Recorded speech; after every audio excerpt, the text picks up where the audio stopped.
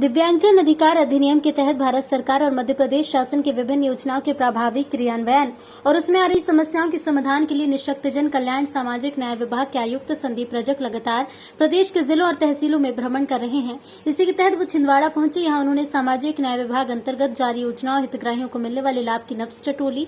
इस अवसर पर आयुक्त श्री रजक ने कहा कि विवेक डिसेबिलिटी आईडी कार्ड बनाने में मध्य प्रदेश पूरे देश में प्रथम पायदान पर है, तो वहीं छिंदवाड़ा में यूटी आईडी कार्ड के लिए बहुत अच्छा काम हुआ। इसके लिए मैं विभाग को बधाई देता हूं। उन्होंने स्पष्ट किया कि प्रदेश में जगह जगह फर्जी प्रमाण पत्र बनाकर शासन का लाभ लेने और नौकरी हासिल करने वालों की शिकायतें लगातार आ रही हैं, जिसे लेकर अब शासन कड़े कदम उठाने जा रहा है। जो भी लोग फर्जी प्रमाण पत्र बनाकर योजनाओं का लाभ ले रहे हैं या नौकरी कर रहे हैं, वो बख्शे नहीं जाएंगे। उन्होंने और क्या कुछ कहा, आपको सुनाते हैं। कुछ फर्जी प्रमाण पत्र कुछ लोगों के द्वारा बनवा करके और योजनाओं का लाभ लिया जा रहा है।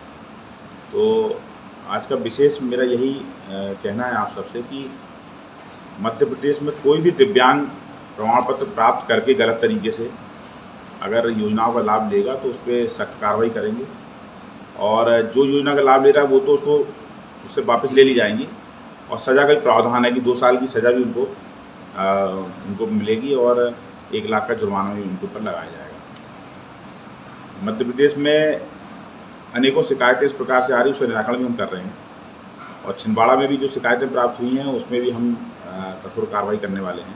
अगर कोई भी व्यक्ति अगर फर्जी प्रमाण पत्र बना करके दिव्यांगजनों की योजनाओं का लाभ ले रहा है या नौकरियों में आ गया है या इस प्रकार कर रहा है, तो उसको तत्काल अपना प्रमाण पत्र जो है वो सरेंडर कर देना चाहिए। निःशक्तजन कल्याण सामाजिक न्याय विभाग आयुक्त संदीप रजक के छिंदवाड़ा दौरे के दौरान दिव्यांगजनों ने अपनी विभिन्न समस्याओं मांगों के आवेदन दिए। इसी श्रृंखला में प्रगतिशील विकलांग कल्याण सेवा समिति ने आयुक्त के नाम ज्ञापन देते हुए मांग की है कि निःशक्तजनों की पेंशन 600 से 1500 की जाए, योजना के तहत रोजगार भी दिया जाए।